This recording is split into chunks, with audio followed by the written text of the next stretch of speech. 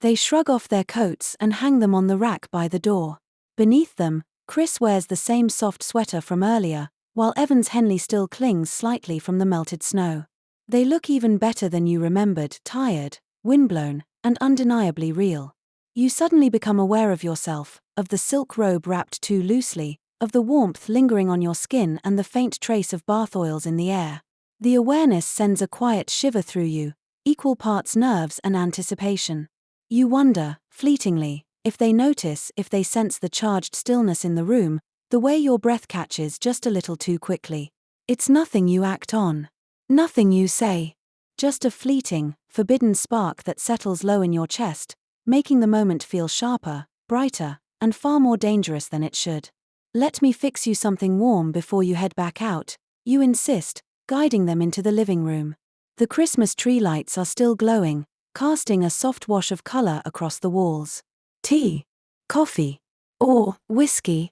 I'll take a whiskey, neat, Evan says, rubbing his hands together as he exhales. Make that too, Chris adds, settling back onto the couch with a grateful sigh. You pour generous measures into crystal tumblers, the amber liquid catching the flicker of the gas fireplace as you switch it on. The room fills with gentle warmth and quiet crackling. Outside the wide windows, snow falls in thick, unbroken sheets already piling against the door, erasing tire tracks in the driveway and softening the world into silence. You hand them their drinks and settle into the armchair across from them, curling your legs beneath you. The robe shifts slightly at the neckline, you notice, then decide not to fuss with it. The room is warm, the fire humming softly, the windows blurred with falling snow. Chris takes a slow sip, his gaze meeting yours over the rim of the glass. The storm's getting worse, he says quietly. Evan glances toward the window and lets out a low whistle. Yeah. Roads are probably a mess by now. A small, private smile curves your lips.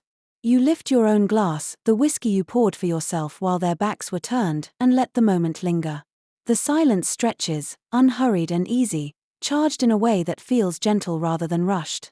They might be here for a while. And for the first time in a very long time, being snowed in doesn't sound like a problem at all. The whiskey warms your throat as the three of you sink deeper into the quiet comfort of the living room, the storm outside raging like something alive.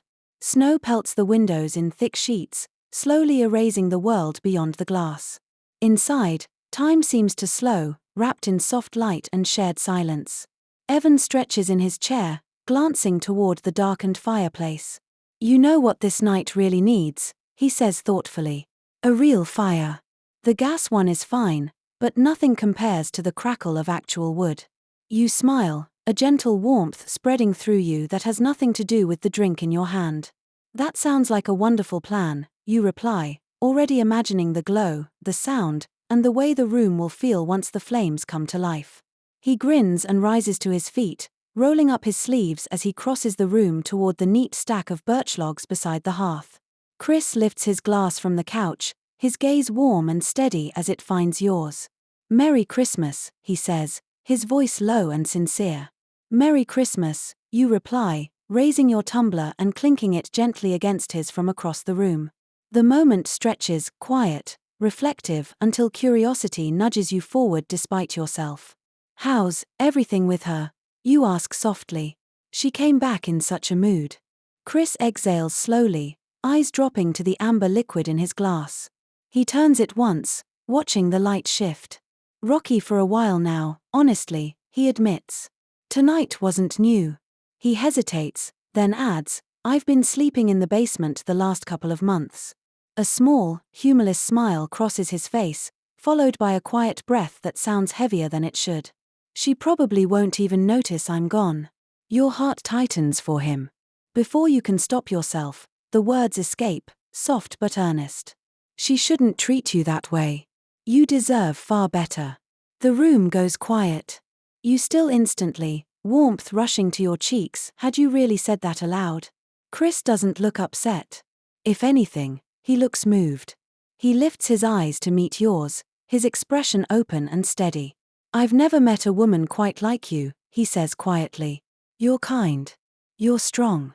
And you're beautiful in a way that grows on you, something you don't notice all at once, but once you do, it stays with you.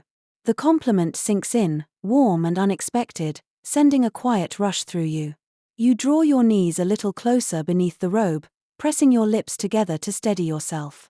It feels good, wonderfully so, to be seen, truly seen, by someone who knows how to look with respect and intention. Chris's gaze lingers, drifting from your expression to the gentle fall of silk as he takes another unhurried sip. There's something undeniably compelling about him like this. The calm focus, the strength held in reserve, shoulders loose but ready, as though he's choosing restraint rather than lacking it. The air between you hums with unspoken awareness, and for a moment, neither of you feels the need to say a word. From the hearth, Evan clears his throat. How do you actually turn on the gas part? I've got the wood stacked, but I don't want to cause a holiday disaster. You laugh, the moment comfortably charged, and slide off the chair. Here, let me show you. Kneeling beside him on the plush rug, you reach toward the lower shelf of the built-in bookcase. Your robe shifts as you lean forward, the fabric drawing closer along your legs. You tug free a neat stack of old hardbacks, revealing the discreet brass key slot for the gas starter hidden in plain sight, waiting to be used. Evan's breath catches beside you. Then you feel it, warm fingers brushing your calf, tracing slowly, deliberately upward. His hand glides over the curve of your leg, pausing just beneath the edge of the robe, his thumb lingering against the sensitive skin of your inner thigh. You don't pull away. If anything, you arch your back just a fraction, lifting your hips so the silk clings more closely, revealing more of your bare legs to the firelight. Your skin hums with awareness, you're bare beneath the robe, and the realization alone sends a dizzying rush of heat through you. You glance over your shoulder. Evan is staring, lips parted, eyes dark with awe. God, he murmurs, voice unsteady. You're beautiful. The words roll through you, low and rough, settling deep in your chest. A shaky breath slips from your lips as his hand tightens gently, steady, grounding, still asking rather than taking. Chris watches from the couch, his glass forgotten, the reflection of the newly lit flames flickering in his eyes as Evan turns the key and the gas ignites beneath the stacked logs. The fire catches with a soft crackle, springing to life and bathing the room in warm, golden light. You remain on your knees a moment longer, heart racing, pulse humming through you, awareness sharp and undeniable. Yes, you think, breathless. This is really happening. The fire roars now, flames rising high behind the grate, bathing the room in a soft, flickering gold. But the warmth spreading through you has little to do with the wood burning just a few feet away. Evan's hand doesn't stop at your knee. His palm glides higher, unhurried and intentional, fingertips tracing the delicate curve where your leg meets your hip. Cool air brushes newly uncovered skin as the robe falls open a little more, but his touch is all warmth, steady, confident, grounding. You remain where you are, posture lifted just enough to acknowledge the moment, breath shallow and uneven as you look up at him. His expression tells you everything words don't need to. The fire crackles on, and the room seems to hold its breath with you. His gaze stays locked on you, dark with intent, lips slightly parted as he takes in what the silk allows him to see. When his hand finally finds you, the contact is light but unmistakable, and a low, unguarded sound slips from your throat before you can stop it. Raw, breathless, real. Good Lord, he murmurs, his voice roughened by the moment. His touch moves slowly, deliberately, learning you rather than claiming you, lingering just long enough to make your breath stutter. The patience of it is almost unbearable. Your body responds on instinct alone, hips shifting forward as if drawn to him, betraying you in the quietest, most honest way. He shifts closer on his knees, his chest brushing your back, one steadying hand sliding up your waist to hold you there. Then his mouth finds yours, urgent, unmistakable. His kiss is deep and insistent, carrying the faint taste of whiskey and longing, and you respond without hesitation, a quiet sound escaping you as his touch continues to tease, lingering just enough to make your legs feel unsteady. When he finally pulls back, it's only to breathe the words against your lips, low and rough with feeling, "I want you so much." Your gaze drifts downward, catching the unmistakable outline pressing against his jeans, impossible to ignore even in the dim glow. The sight draws a sharp breath from you, heat pooling low as his touch lingers, slow and deliberate. You're burning, skin flushed, Heartbeat racing, but you can't tell whether it's the crackling fire nearby or the man so close behind you. You need to see him. Need to feel him. It's been years since a man stood this near, this affected by you, and the longing settles deep, aching and insistent.